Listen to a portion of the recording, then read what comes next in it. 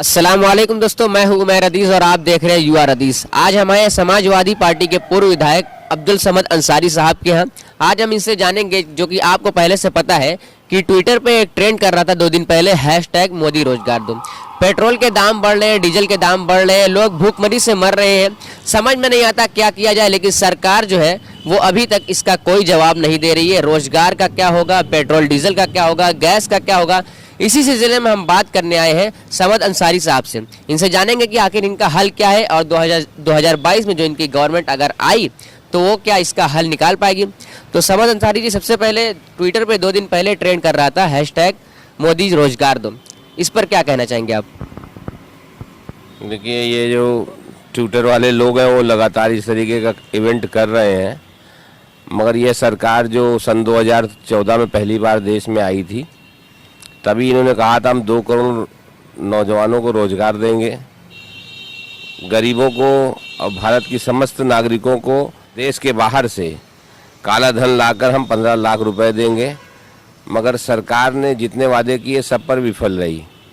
और सर 19 के चुनाव में भी इन लोगों ने बहुत सारे वादे किए थे और वो भी वादों पे अब तक विफल रही है।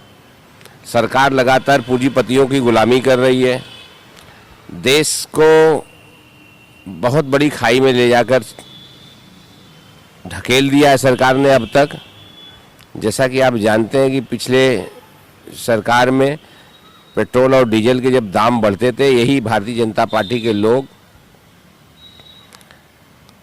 और इनसे जुड़ी संस्थाएं लगातार प्रदर्शन कर रही थी। तब पेट्रोल, डीजल और गैस जो है 450 रुपये और 60 रुपये में इन लोगों ने एकदम देश में तांडव मचा दिया था।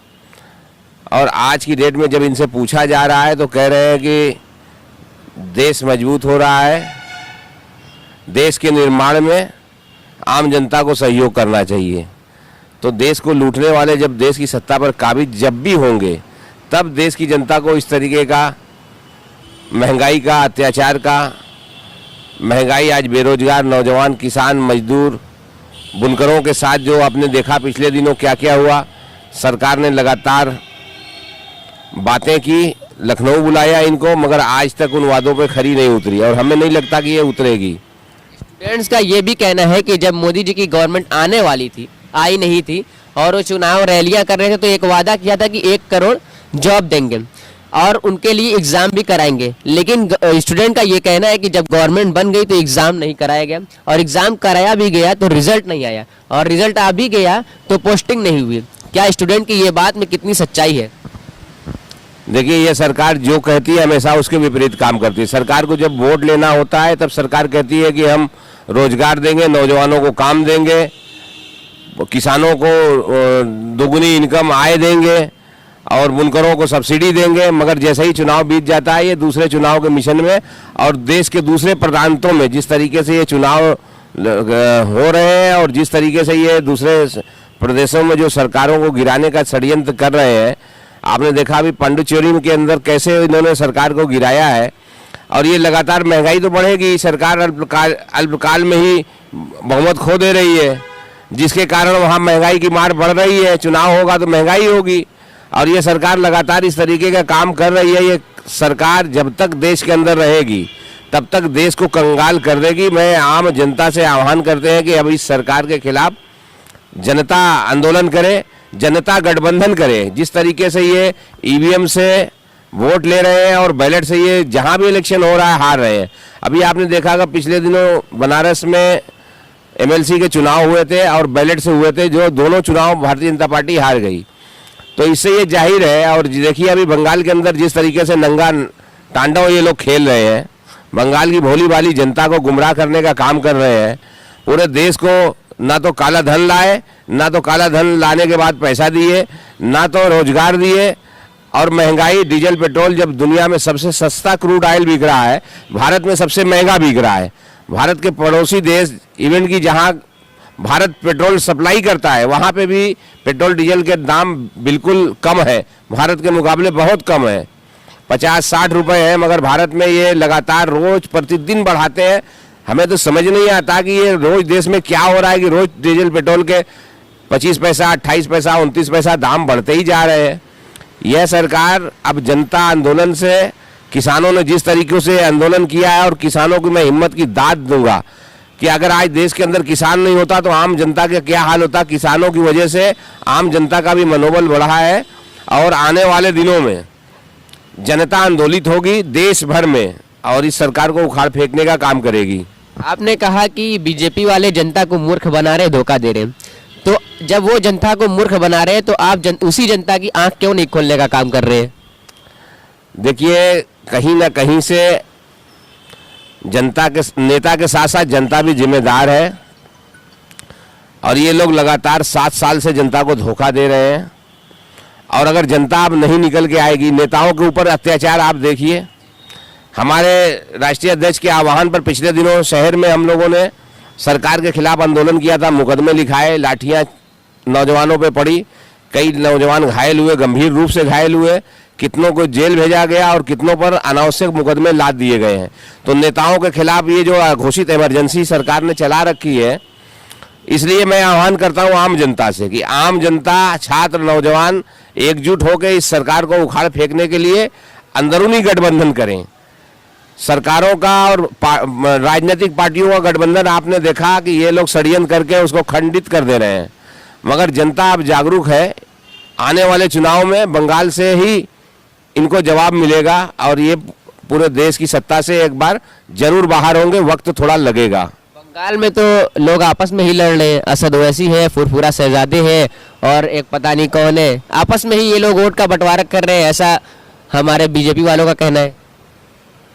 देखिए, बीजेपी कहने में तो ही माहिर है।